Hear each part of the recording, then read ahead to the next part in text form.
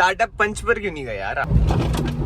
चढ़गी heavy off roading number का file तो लगा दी है 0001 अपने पापा की तरह लगता है, वो वाली चीज आ जाती है हुंडई की कार। अब क्या प्लान है, कब बेचेंगे?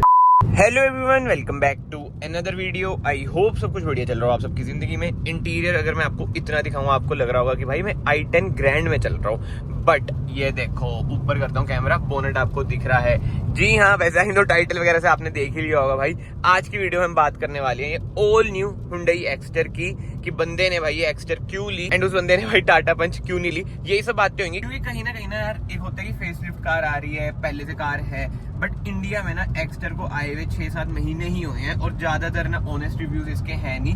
एंड इस एक्स्टर की बात करें जिसमें बैठा हूँ, ये चल चुकी है 10,000 किलोमीटर के अराउंड, और बिल्कुल ही ना ऑनेस्ट रिव्यू होगा भाई। जो पॉजिटिव्स है वो भी हम आपको बताएंगे और जो नेगेटिव्स है वो भी हम आपको बताएंगे, ताकि फ्यूचर में अगर किसी को बाय करनी है एक माइक्रो एसयूवी, जी हाँ ये सेगमेंट है माइक्रो एसयूवी का। और ठीक है यार, एसयूवी से बोल तो रहे हैं, अभी देख लो जैसे पैच है, मतलब कि हल्की फुल्की मिट्टी डाल रखी है, मतलब ऐसे पैच ना क्रॉस कर देती है। अभी हम आगे जाएंगे ना, एक ऑफ रोडिंग वाला पैच मिलेगा, एक तरह से आप कह लो कि एक्स्टर का ऑफ रोड टेस्ट भी हमारा हो जाएगा। तो फिलहाल बहुत बातें हो चुकी हैं, अब हम पूछते हैं ओनर से। कैसे ओनर साहब? एकदम बढ़िया। कैसी चल रही है आपकी कार? ऑनेस्टली बताना, ये नहीं आपकी कार है। अच्छा, पर अभी रुक जाओ, सबसे पहले ना अपनी कहानी बताओ थोड़ी सी, कि आपका कार लेने का मन कैसे करा? इससे पहले कौन सी कार चला रहे थे आप?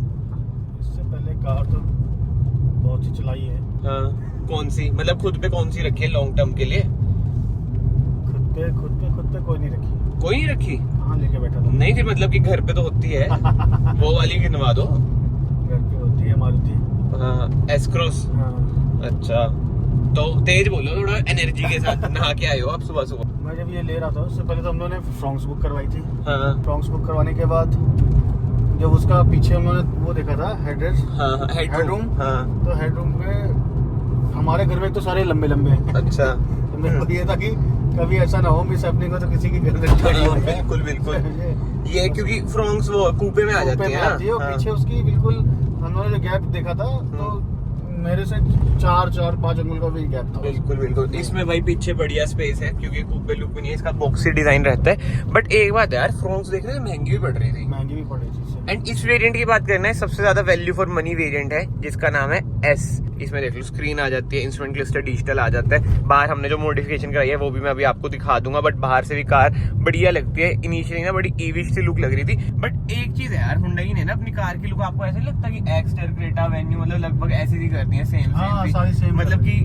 वो जीन्स मिलने वाला वो वाला आ जाता है, कि होता है ना कि भाई तो अपने पापा की तरह लगता है, वो वाली चीज आ जाती है हुंडई की कारों में भी आजकल। बट ठीक है यार, आपने कितनी कार चला दी है? 8932 किलोमीटर है ना। सबसे पहले तो भाई पेट्रोल कार है ये। 6th मंथ है। अच्छा, 6ठा मंथ है। सही यार, मतलब की रनिंग तो अच्छी है। मैं वही बात कर रहा था कि पेट्रोल कार है ये। माइलेज क्या देती है? माइलेज हाईवे पे दे देती है 22-23। अच्छा है ना। हाँ, और सिटी में वही 16-17-16। अच्छा। हाँ, और ज्यादा जैसे हम लोग रूरल एरिया में हाँ, जैसे ये हो गया। हाँ, इधर वही 10-12।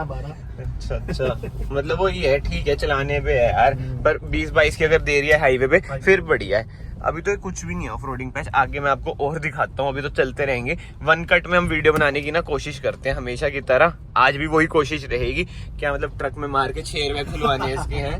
सबसे अच्छी बात तो इसमें यही थी, क्या इसीलिए मारुति और उसकी तरफ नहीं गया, मारुति की तरफ नहीं गया फिर। हाँ, क्योंकि इसमें 6 एयर बैग है, थोड़ी सेफ्टी है इसमें। अब आपने खुद ही सेफ्टी की बात करी है, टाटा पंच पर क्यों नहीं गए यार आप फिर, अगर सेफ्टी पे जाना था? सेफ्टी भी नहीं है ना।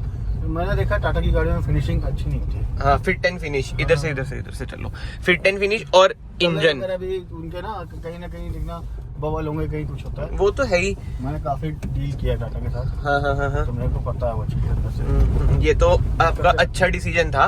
और जो मुझे पर्सनली लगता है ना यार, कार का जो दिल होता है ना, दिल ऐसे बना लो, कोई मेरा भाई इधर जोड़ना चाहता है एक और दिल, वो जोड़ सकता है। जो दिल होता है ना कार का, होता है इंजन। पंच में इंजन वही 3 सिलेंडर, और इंजन पर्सनली मुझे बढ़िया नहीं लगता है भाई। देखो किसी पास पंच हो तो अफेंड मत हो ना, सबकी अपनी अपनी नीड्स होती है। अगर आपको ज्यादा सेफ्टी चाहिए तो आप पंच पे चल जाओ, मतलब उसका ना इतना पेपी इंजन नहीं है, ये ठीक ठाक चल जाता है। अब ये देख लो भाई, सामने इतने गंदे पैच है, स्टिल कार ना हार नहीं मानेगी। एक बार पीछे ही रोक लेना, इन ट्रकों का पता नहीं चलता है, पीछे आ जाते हैं।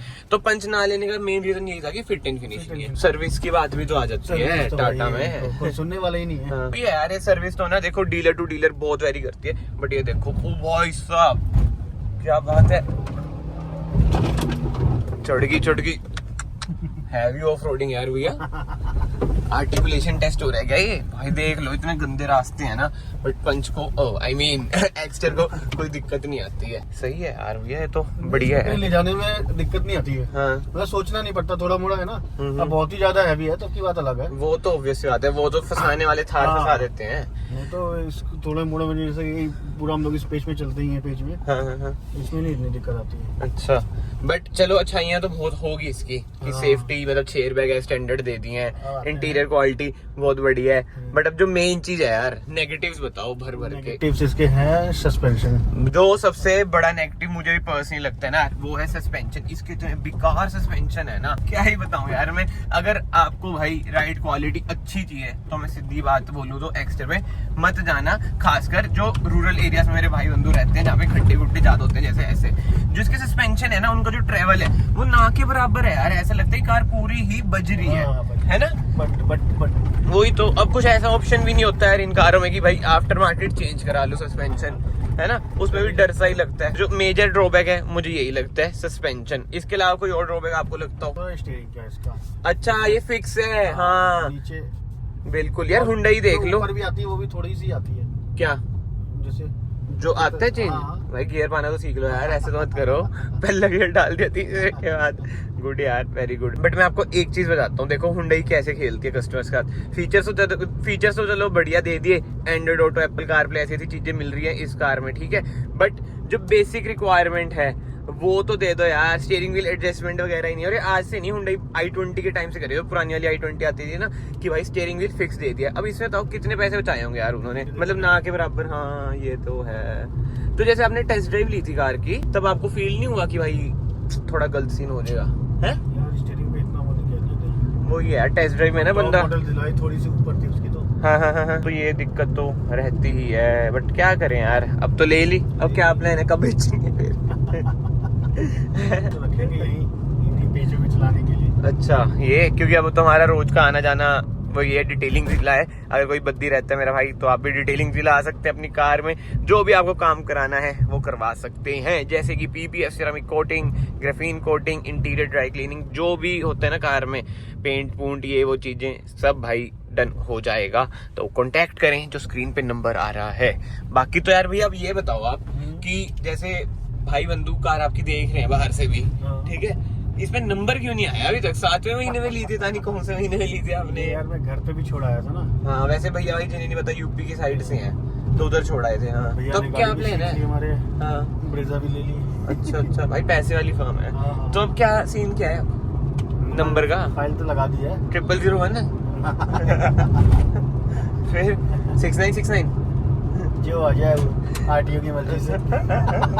चलो भाई देखते हैं इसका नंबर क्या आएगा। बट अगर हम वीडियो को कंक्लूड करें और एट द एंड आपको बोलना हो भाई, जैसे सामने वाला हो उस पे पैसे हो 8-9 लाख रुपए, वैसे ये कितनी की पड़ी आपको? 786 की। 786 मतलब मोटा मोटा 8 लाख की ऑन रोड। और ऊपर मॉडिफिकेशन में क्या क्या काम कराया आपने? अलॉय बनवाए हैं। हाँ टायर लगवाए हैं। अच्छा दूसरे। हाँ भाई इसके टायर जो आते हैं ना कंपनी वाले, वो इतने बेकार है ना, पतले पतले से, वो बहुत फुद्दू लगते हैं वो तो। के टायर बाकी एलईडी डलवाई है ना हेडलाइट पे। और रूफ रेल लगवाई है, स्पॉइलर लगवाया है। अच्छा बिल्कुल ही टॉप मॉडल वाली फील है। सीट कवर हो गए, नीचे फ्लोरिंग भी करा रखी है। तो मोटा मोटा मॉडिफिकेशन में कितने लग गए? मेरे टोटल लग गए 1 लाख तो लग गए भाई साहब। अगेन मोटी फर्म, नाइस, वेरी नाइस। तो मतलब आप किसी को रिकमेंड करोगे कि भाई किसी के जेब में 8 लाख हो तो एक्स्टर लो या पंच लो, कि क्या रिकमेंड करना चाहोगे आप? 8 लाख में बेस्ट कार? थोड़ा सा पैसा बढ़ा के और अच्छी गाड़ी ले लो। सोनेट? हाँ सोनेट भी इतनी यार अच्छी नहीं है। देखो अब मैं अपना पर्सनल ओपिनियन दूं ना, अगेन वो आ जाएगा कि भाई सेफ्टी नहीं है, ये नहीं है, वो नहीं है। बट उस कार में सेफ्टी भी है और वो मारुति सुजुकी की कार है। थोड़े से पैसे डाल के ना, जो मुझे लगता है Maruti Suzuki Brezza one of the best option है यार, बेस्ट ऑप्शन। सबसे मेन बात सेफ्टी भी आती है उसमें, ठीक है। और उससे ही मेन बात जो उसका इंजन है 1.5 यानी 1500 सीसी का आपको पेट्रोल इंजन मिल जाता है। इतना स्मूथ इंजन है ना, और भागता भी वो अच्छा खासा है। 102-103 bhp वो प्रोवाइड कर देते हैं। तो क्या ही दिक्कत आ जाती है? इसके इंजन की बात करें ना, ये अराउंड 87 bhp प्रोवाइड करता है। बट हाँ ब्रेजा कहीं ना कहीं पहले से तो महंगी हो ही चुकी है। बट अगर आपको इतना खर्चा है, 10 लाख के अराउंड खर्चना है यार, ब्रेजा ले लो, चाहे बेस मॉडल ले लो। आपके भैया ने भी तो बेस मॉडल लिया ब्रेजा का।